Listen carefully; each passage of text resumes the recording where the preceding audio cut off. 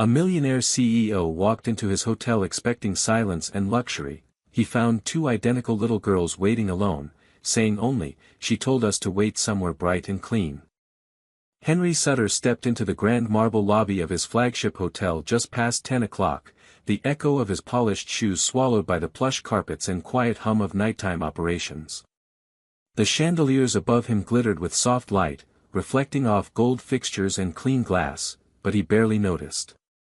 His mind was still tangled in the wreckage of the day, another battle with investors who didn't understand vision, the final termination of a longtime executive who had grown too complacent, and a dinner spent alone in the executive lounge, pushing food around his plate while the city pulsed beyond the floor-to-ceiling windows. He was a man built for control, for logic, for distance.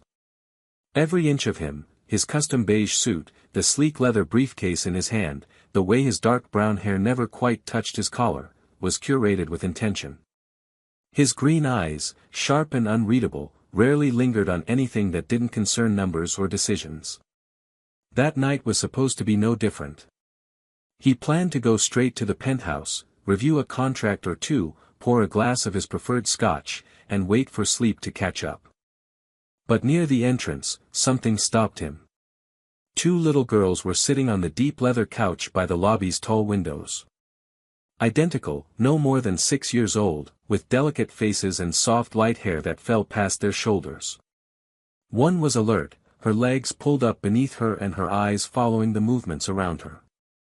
The other had her head tucked against her sister's side, fast asleep, her small mouth slightly open in dreams. They wore simple clothes, one in a pale pink beige shirt, the other in a white t-shirt and shorts. No jackets, no luggage, no adults nearby.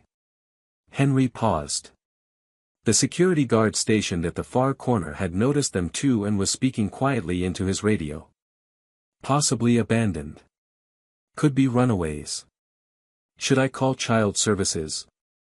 Henry lifted a hand before the guard could act. His voice was calm but final. Don't. I'll handle it. Something in the stillness of the girls, in the quiet way they occupied the space without demanding it, struck him like a key turned in an old lock. He didn't know why he was stopping. He didn't know them. And yet, with every step he took toward them, the air seemed to shift, as if the night had just opened into something else entirely. He approached the girls slowly, careful not to startle them, and crouched down in front of the couch so his eyes were level with theirs. The one who had been watching him, the more alert twin, sat up a little straighter, her small shoulders tense, her arms wrapping protectively around the sleeping girl beside her. The sleeping twin stirred at the sound of Henry's approach, mumbling softly before turning inward and curling even closer against her sister's side. There were no tears. No cries for help. No pleading looks. The girl who was awake simply met Henry's gaze with a steady, cautious calm that seemed far too old for her age. When he gently asked if they were all right, she nodded once and answered with quiet clarity that they were waiting for their mom. She explained that their mother had gone upstairs with someone to talk and hadn't come back. Her voice never trembled, though her fingers clutched the edge of her sister's sleeve as if anchoring herself to something solid. Henry asked what room she had gone to, what name she might have given at check-in, but the girl, Mia, she told him, only shrugged faintly and said she didn't remember everything. They hadn't been told much. They didn't know what floor. They didn't even know the full name their mother had used, only that she had told them one very specific thing: if anything ever happens, go somewhere bright and clean and safe, and wait. I'll come find you. So that's what they had done. They hadn't wandered the streets. They hadn't panicked or run. They had come to a place that fit the description, well lit, spotless, filled with people in uniforms who looked like they were in charge, and they waited. Not just for their mother, it seemed, but for something else, something unspoken. Henry didn't know what to make of it. He didn't know what drew him in so quickly, or why a lump was forming at the base of his throat as he listened to Mia explain, without bitterness or fear, that they were used to waiting. All he knew was that the moment he knelt there beside them, he felt something shift deep inside him, a small crack forming in the solid walls he had spent his entire life building. These girls weren't random. This wasn't coincidence. He didn't understand it yet, couldn't name it, but he knew one thing with absolute clarity: he was already involved, and walking away was no longer an option. Henry didn't return to his penthouse that night. Instead, he stayed in the lobby, making quiet arrangements with the night manager and concierge, his voice low and controlled but with an urgency that no one could miss. He ordered a suite to be prepared for the girls, not just any room, but one on a quiet floor with natural light, 2 beds, stuffed animals, warm blankets, and room service ready to bring whatever food they might ask for, no questions. He instructed the staff to treat them as VIP guests, but not in the way the hotel usually handled high-paying clients. He meant kindness. He meant attention. He meant no alarms, no disruption, and absolutely no calls to outside authorities until he said otherwise. Then he walked the girls up himself, one in each hand, Mia still watchful, Lily, he now knew the sleeping twins' name, barely awake and clinging to his sleeve. He stayed long enough to make sure they were settled, that the television worked, that there were nightlights by the bed and juice in the mini-fridge. When he finally returned to the elevator, he realized with a dull surprise that dawn was breaking. He couldn't sleep. The night had left him raw, full of questions, and the quiet of his penthouse felt colder than usual. By mid-morning, he was back in the manager's office, going through guest records, reviewing check-ins from the past 2 days. It didn't take long to locate the name the girls had mentioned. Hannah Brooks had checked in 2 nights ago. She had given no emergency contact, no credit card of her own, just cash in a handwritten form. Security footage confirmed her arrival with the girls. Then, yesterday evening, it showed her stepping into the elevator with a man, heading to the 12th floor. After that, nothing. She never came down. By late afternoon, Henry had the full report. A housekeeper had entered the room after no response to repeated knocks. Inside, they found Hannah unconscious on the bathroom floor, barely breathing. Paramedics were called. She was alive, but barely, an apparent overdose. The hospital classified her as critical but stable, and she remained unconscious.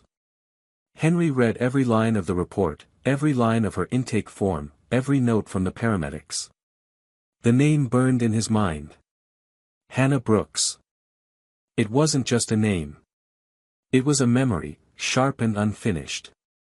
He remembered her immediately, years ago, another city, another version of himself. They had been involved briefly, intensely. It had been fast, passionate, and ended without explanation. One day she was there, the next day she was gone. He never knew why. He never looked for her. Life had been too busy, too complicated, and Henry didn't make a habit of dwelling on what couldn't be calculated or predicted. And yet now here she was, tangled back into his life in the most impossible way, unconscious in a hospital room, her children waiting in his hotel lobby. But it was more than that. He saw their faces again in his mind, saw how Mia had stared at him with eyes so familiar it hurt. He saw Lily, sleeping against her sister's side, her small hand clutching a corner of her shirt. Those green eyes. That pale hair. That expression. They weren't just any children. They were Hannah's. And possibly, no, likely, his. Henry sat in the security office, alone, long after everyone else had gone back to their routines. The hotel bustled with its usual rhythm, guests checking in and out, staff moving with quiet efficiency, but Henry felt like he was moving through a different world entirely. Everything he thought he knew had been cracked open. Everything about his orderly, protected life now had a question mark placed at the center. He was a man who never made decisions without data, but this was different. This felt like gravity shifting beneath his feet. He didn't know where this path led. But he knew, with a certainty that unsettled him, that it had already begun. The results came in faster than Henry expected. He had arranged for the DNA tests quietly, using private labs with discretion and speed, something his wealth and position made possible. Still, the few days of waiting stretched endlessly. During that time, he saw the twins daily. He didn't know exactly why he kept returning to their room, only that each time he knocked, something in him steadied. Mia was always the one to answer first, already a little soldier in her own way, assessing his mood before saying anything. Lily remained quieter, more reserved, though her trust began to unfold in slow, tentative gestures, offering him a crayon during one of her long coloring sessions or reaching for his hand when the hallway lights seemed too bright at night. He told himself he was just ensuring their safety. But deep down, he knew he was watching pieces of a truth slide into place. He already felt the answer long before the envelope was opened. When the test results confirmed what instinct had whispered, he stood in silence for a long time. Biological match, 99.99%. There was no doubt. The girls were his daughters. The cold certainty of the report didn't prepare him for the storm of emotions that followed. Disbelief washed over him first, heavy and disorienting. Guilt came next, sharp and unrelenting, as if every decision he'd made in the years since Hannah disappeared had been weighed and found wanting. He had lived a life of control, of clean lines and detached success, while somewhere else, these children had existed, completely unknown to him, their mother struggling alone. And beneath the guilt was something more dangerous, awe. A quiet, powerful feeling that threatened to unravel everything he thought he knew about himself. He had no idea how to be a father. He had never even considered it. His own childhood had been a textbook of absence and cold expectations. He knew boardrooms and mergers, not lullabies or scraped knees. Yet there he was, standing outside the suite he had given them, fingers tightening on the doorknob, heart racing like it never had before a major deal or shareholder meeting. When he entered, the girls looked up from where they were playing with puzzles on the floor. Mia raised her eyebrows as if expecting news, and Lily crawled onto the bed and tucked her knees to her chest. Henry didn't say anything at first. He just sat down on the edge of the bed and looked at them. Later that night, after the girls had eaten dinner and watched a movie in pajamas far too big for them, Henry stayed longer than usual. Mia fell asleep first, sprawled out across the couch, one hand still clutching a toy giraffe. Lily stayed awake, eyes flicking toward the shadows in the corners of the room. Without saying a word, she got up, padded across the carpet, and wrapped her arms around Henry's waist, pressing her face into his side.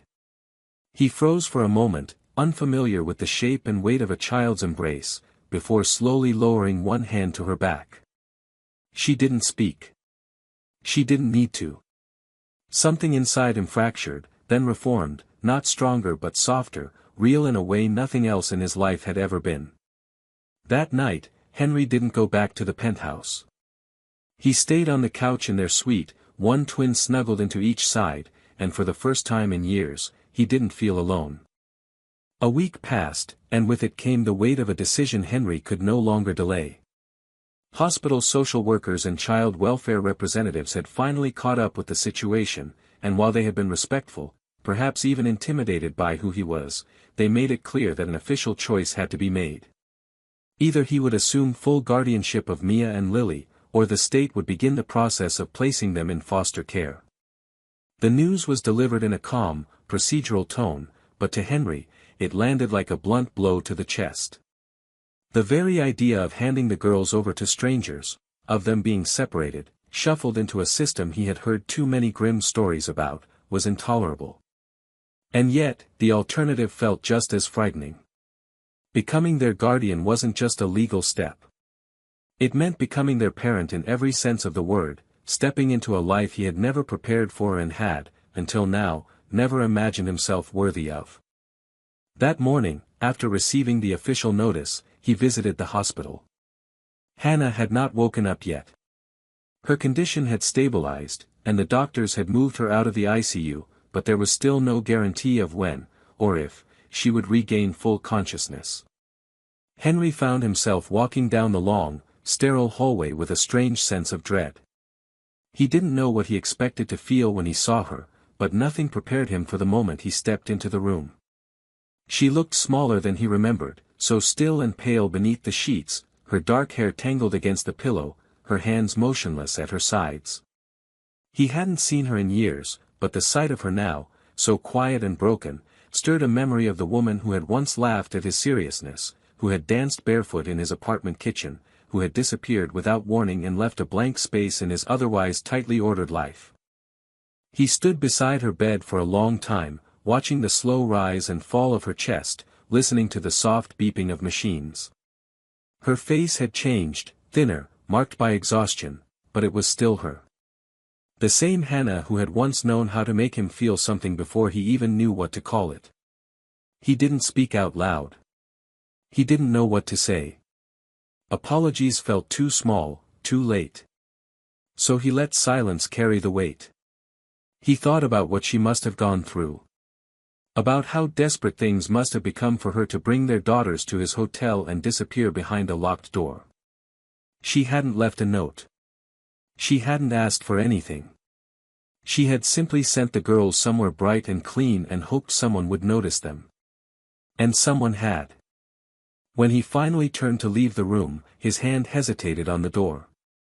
He thought of the twins, of their small voices and sleepy questions, of how Mia always watched him with wary understanding and how Lily had started slipping her hand into his without hesitation. He thought of how they had already begun to build a rhythm around him, imperfect, uncertain, but real. They didn't ask him for the future. They asked if he'd stay. And that question, spoken or unspoken, was the one that held everything now. By the time he returned to the hotel, the decision was no longer something to deliberate. It was already made, somewhere deep inside him, in the places logic couldn't reach. He signed the paperwork the next day. There were interviews, background checks, conversations with caseworkers and lawyers. Every step was a reminder that this was real, that his life was changing. Not just on paper. In truth. He was no longer just a man in a penthouse. He was someone's father, two someones, in fact, and the weight of that was terrifying and holy all at once. The first morning the twins officially lived with Henry began in complete chaos. He had imagined something calmer, maybe a quiet breakfast, the girls getting used to the new space, perhaps even a gentle start to their day. What he got instead was spilled milk soaking into the woven rug of the penthouse dining room, a full-on argument over which spoon was the good one, and Mia storming away from the kitchen because Lily had dared to sit in the chair by the window first. It was a storm of small voices, stubborn feet, and mismatched socks, and Henry stood in the middle of it with a wooden spoon in one hand and a half-toasted slice of bread in the other, entirely out of his depth. He didn't know how to make toast properly. The twins had informed him of this fact with great authority, pointing out that he burned one side and undercooked the other. He had Googled it. He had Googled how to braid hair, too, standing in the bathroom mirror the night before with a comb and one of Lily's dolls, trying to figure out the hand movements. He had never realized how complicated the small routines of children were, the brushing of tiny teeth, the folding of clothes that seemed too small to matter, the careful dance of trying to cut apple slices the exact way they liked without being told what that way was. By mid-morning, things had settled slightly. Mia sulked by the windowsill, insisting that she wanted to sleep there that night, because in movies, people always sit at windows and think about things. Lily, on the other hand, refused to go near the bathroom. When Henry finally coaxed the reason out of her, she admitted in a whisper that she was afraid of the tub because it looked too wide and lonely. So he sat beside her on the tiled floor with a small toy boat and let her pour water into the sink instead, just so she'd brush her teeth. Everything was a negotiation, but one he approached with surprising patience, even when exhausted. He hadn't expected to care this much. He hadn't expected his world to shrink to these little moments, cereal bowls, missing shoes, and the sound of their laughter echoing against the high ceilings. That night, after another small argument over which bedtime story to read and a compromise involving reading 2 chapters of both books, the three of them ended up tangled together on the living room couch. The TV was on, playing a cartoon none of them were really watching, and the lights had been dimmed to a warm glow. Lily curled up under one of Henry's arms, her head nestled against his chest. Mia stretched across his legs, her fingers still clutching the corner of her blanket like a lifeline. He didn't move. He didn't want to. The weight of them grounded him in a way nothing else ever had. Then, out of the dimness, Mia asked, "Are you our home now?" Her voice wasn't demanding, not even uncertain. It was quiet, soft with the weight of hope. Henry didn't answer right away. He looked down at them, both girls half asleep, trusting him without knowing why. He thought of how fragile this all was, how easily he could break it with one wrong move. But then he thought of the hospital, of Hannah lying there silent and still, of the moment he had decided not to walk away. His answer came softly, but it came from somewhere real. "Yes," he said. "I think I am." He didn't know what would come next. He didn't have a plan. But he knew this was the beginning of something he couldn't turn away from, not anymore. It happened just over a month after the girls moved in. Henry had begun to settle into the rhythm of life with Mia and Lily, though nothing about it came naturally. Every day still brought a new challenge, a forgotten lunchbox, a fight over which cartoon was better, an unexpectedly emotional meltdown in the middle of the grocery store. But something had shifted in him. He no longer felt like he was just managing them or helping temporarily. He was beginning to feel like a real part of their world, not just an observer. They laughed louder now. They called him Dad, sometimes, shyly at first, then with increasing ease. He kept a schedule stuck to the refrigerator with magnets, not because he needed it, but because Mia liked making checklists, and Lily liked putting star stickers next to completed tasks. There was warmth in the penthouse now, the kind that couldn't be bought or designed. It came from the clutter, the noise, and the small hands that reached for his in the elevator. When the hospital called to say Hannah had woken up, Henry stopped breathing for a moment. He hadn't visited her in a few weeks, not because he'd forgotten, but because he didn't know what he would say if she opened her eyes. He had rehearsed conversations in his head, accusations, apologies, explanations. But nothing had prepared him for the reality of walking into her room and seeing her awake, sitting propped against a pillow, her face drawn and pale, but conscious. Her eyes found him immediately, and before he could speak, she whispered, "Are they safe?" Her voice was rough and barely there, but the urgency in it made his throat tighten. He nodded, stepping further into the room. "They're safe," he said. "They're with me." She closed her eyes and let out a breath that trembled, and when she opened them again, she didn't cry, not at first. She looked away, toward the window, and her next words came slowly. "I didn't know what else to do. I thought I could keep going, but I couldn't. Not alone. Not anymore." Then the tears came, silent and steady, carving through the quiet like a confession. Henry sat beside the bed, not knowing if he had the right to comfort her, not knowing what his place was in the story she had lived alone for so long. But she reached for his hand, and he took it, and they sat that way for several minutes without speaking. When she was strong enough to talk more, she didn't ask for custody. She didn't ask for anything.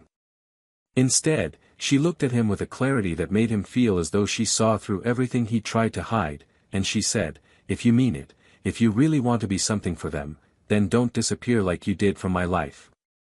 Don't vanish when it gets hard." Her words weren't angry, just tired and honest. And Henry didn't flinch. He held her gaze and nodded, slowly, because there was no part of him that wanted to leave now. Not from her, not from them. There was so much they hadn't said.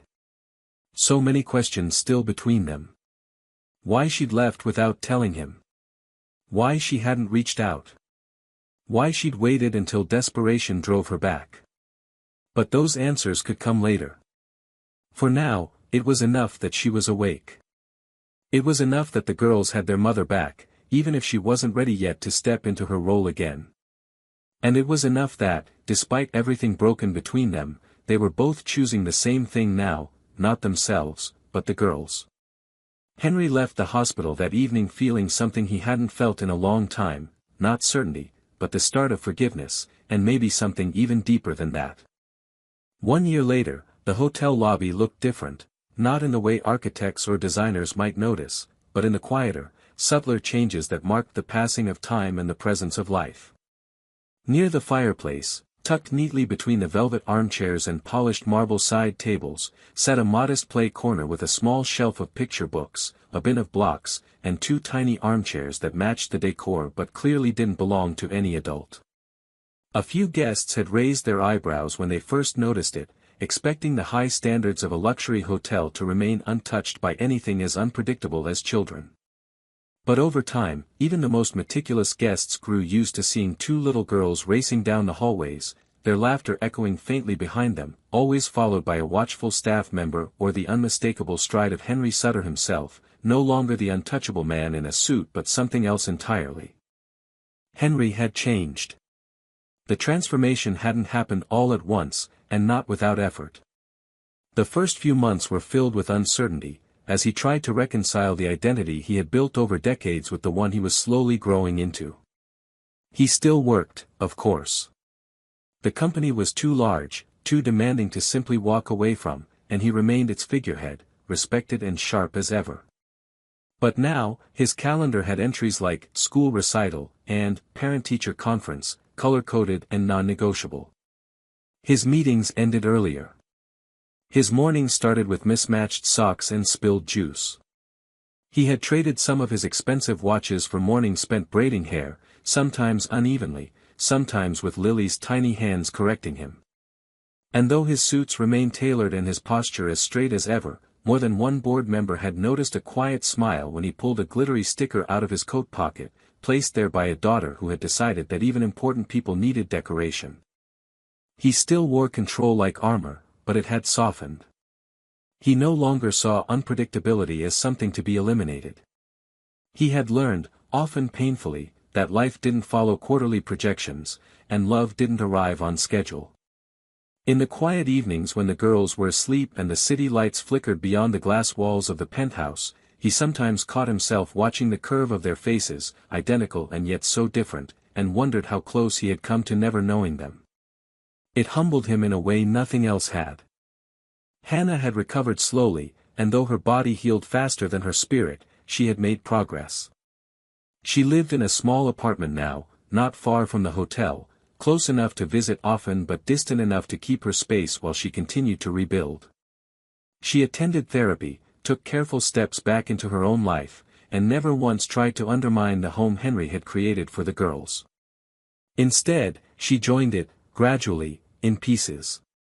Some days she came for dinner. Other times she met them at the park or helped with school projects. The twins adjusted to this rhythm instinctively, as children often do, accepting without question that they now had two grown-ups who loved them in different ways, and who no longer had to be enemies to be part of the same story. One sunny afternoon, they were all at the park. The girls ran across the grass, chasing pigeons with shrieks of delight, their laughter carrying across the wind.